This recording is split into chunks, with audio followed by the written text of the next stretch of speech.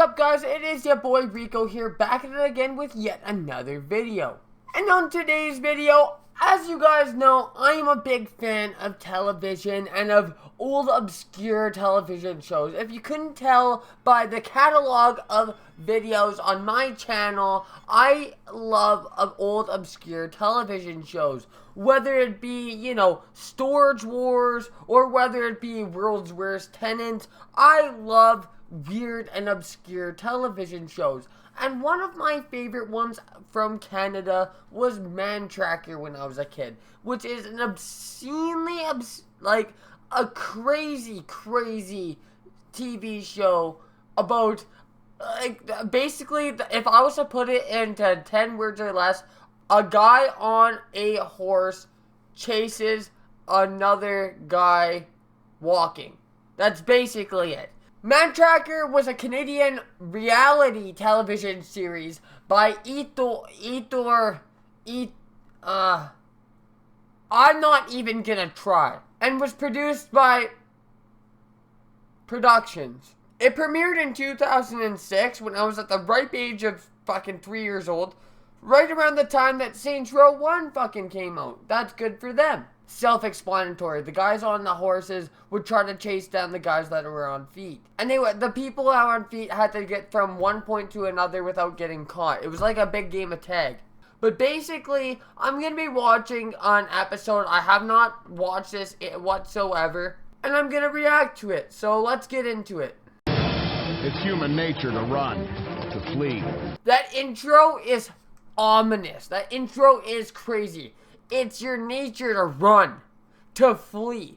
No, my nature is if somebody comes in my door and I don't want them there, or if somebody's chasing me, I'm going to turn around and say what's up. I'm about to step on some business. So the first little bit is them introducing the main guy that's chasing them on the horse. All of his background. They do it every single episode. And then they introduce the people that are gonna be, you know, being tracked by him. So let's go into the guy that is being tracked down. On the verge of becoming one of the Canadian Football League's all-time great running backs, injury prevented Jesse from being the best. So basically, bro ended up getting injured from a football thing and ended up deciding, hey, my next big business venture is going to be going on the hit Canadian television show, Mantracker. The prize money on something like that when you're being tracked by a guy on a fucking horseback must be good. No, there is no prize money. There's no prize money. All you get is bragging rights to your friends. Yo, hey man, you'll never guess what I did this weekend. What did you do this weekend, my G? I was on a hit Canadian game show. No way, that's crazy. What was it all about? So basically, there was a guy on a horse who was chasing me around a bush for 30 hours. That's messed up. Did you win? Yeah, I won. That's awesome, you won. How much money did you win? That's the beauty of it. I didn't win a single penny. I get the bragging rights. You didn't win a goddamn penny? Get over here right now. Fucking get the fucking... I'm gonna fucking kill you. Yeah, I was on the hit Canadian television show Mantracker, which I doubt 90% of the people watching this have never heard of. Enter Lumsden's bobsled teammate, Justin Cripps.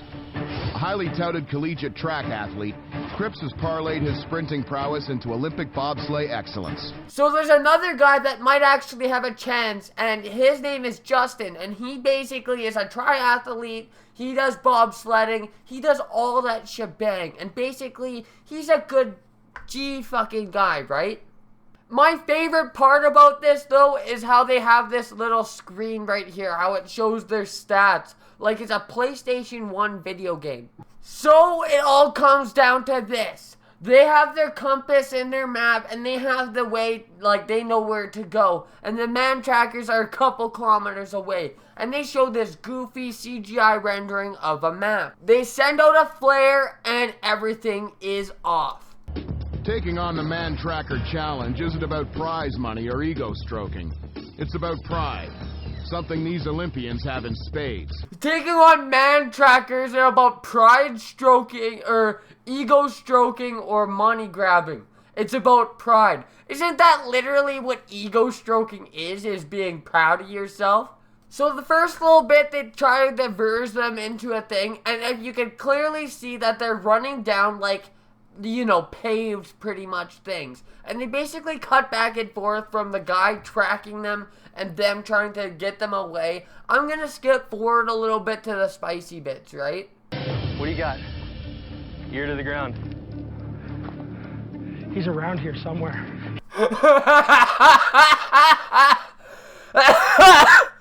Holy fuck. Yeah, man, I think he's around here somewhere. Jesus Christ, you're supposed to be running. You're not supposed to be on tracking him. You're not supposed to be tracking him. Get away from him. If he's around there, don't sit there fucking laying on the ground taking a goddamn nap. Makes you look all rugged. Like Bear Grylls, except real. Like Bear Grylls, except real. And then it does that fucking edit, yet this is one of the fakest fucking shows I've ever seen in my life. They're trying to say that they're tracking the guy, yet there's a camera crew probably with a walkie-talkie, you know, a couple kilometers away, telling them exactly where this fucking guy is. Oh, I see him right there, top of the left hill. Did you know, this is a true fact, Mantracker is Chuck Norris's father, and Chuck Norris is Mantracker's father. That is one way you can tell this show is ancient, is because Chuck Norris jokes were still funny. That was the pinnacle of humor back in like 2011. Also, sorry for the hair, I'm mid-editing right now. Oh, hello! Left! I busted in there.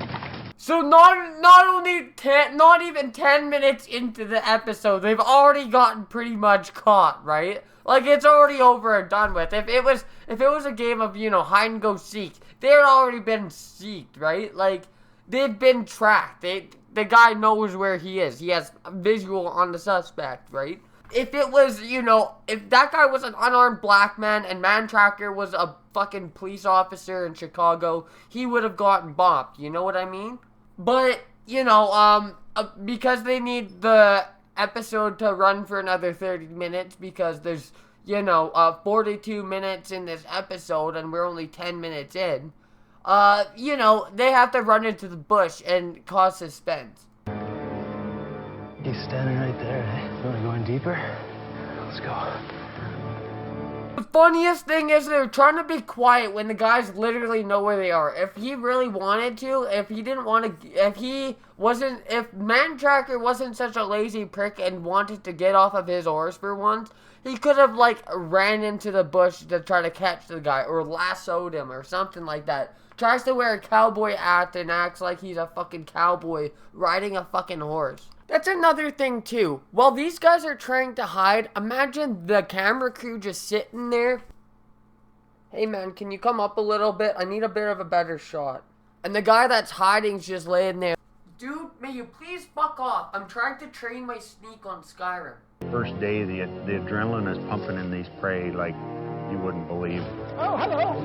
That one tall guy, man, he bailed off into there like he was jumping a Volkswagen. He said that the adrenaline is pumping in these prey like you wouldn't believe. He treats these human beings like they are fucking prey. Like, there's no way he's not a fucking serial killer. Find a spot up here where we can duck off the trail somewhere, but far enough up that if they come around and come back up, we'll be there. Yes. So it keeps on going on, them trying to hide and the guy tracking him, them trying to hide and the guy tracking him, and then it goes on to, you know, a few more, you know, high intensity moments. Yeah, it does a lot of that in this show, and I don't know how I enjoyed this as a kid. 13-year-old me was quite impressionable to things like that. But that literally, that same thing goes on for about 30 fucking minutes. It's the same thing the entire episode, every episode. But I'm going to go to around the end when it gets a bit more interesting, around the 33-minute mark. So right now, they're both split up and they're hiding from the Mantracker.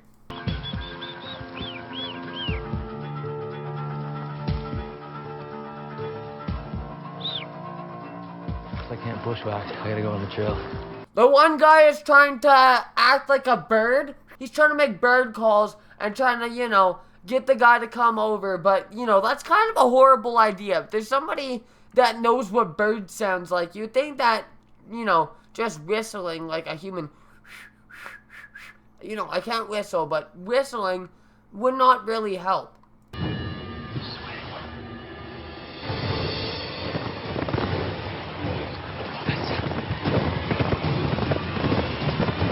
Oh shit, now the chase is on. And of course, a commercial break. Cause why wouldn't there be? This is the OLN network, for fuck's sakes.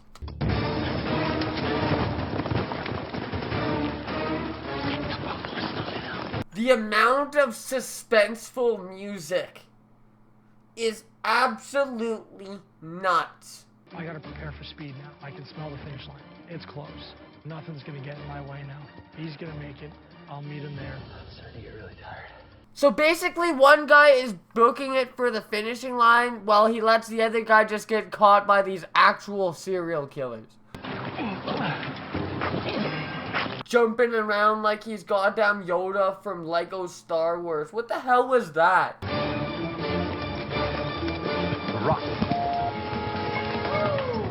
Did you see that? He tried to lasso the motherfucker and he just baseball slid down the hill. I told you, that guy is fucked up. He's a wannabe cowboy. Well, it was probably the year 2008. So that was the year 2008. Cowboys didn't exist since like 100 years before.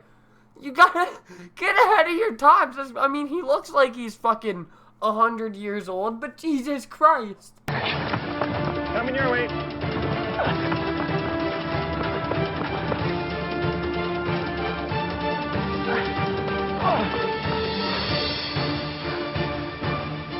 I can't believe it. It's almost like it's too good to be true.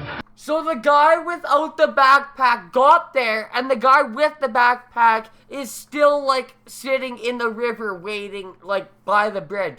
That guy booked it to the finish line, and the other guy's just waiting. I understand why these fake-ass reality television shows are so entertaining, because, Jesus Christ, I'm kind of hyped.